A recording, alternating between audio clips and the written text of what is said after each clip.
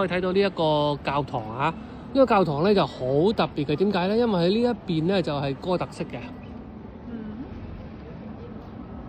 咁後邊咧就係東正教嘅波希米亞啦。你就有陣時唔知佢信邊一範嘅嚇，因為你哥特式咧就唔會有呢一個東正教嘅元素喺度。哥特式咧就係信奉天主教嘅。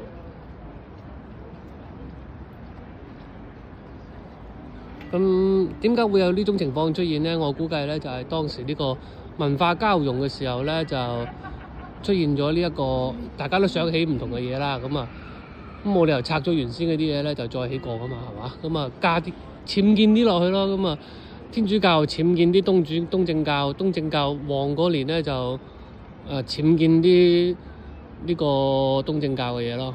嗱，咪都話個東正教咧係嗰個頂咧係唔上十字架㗎。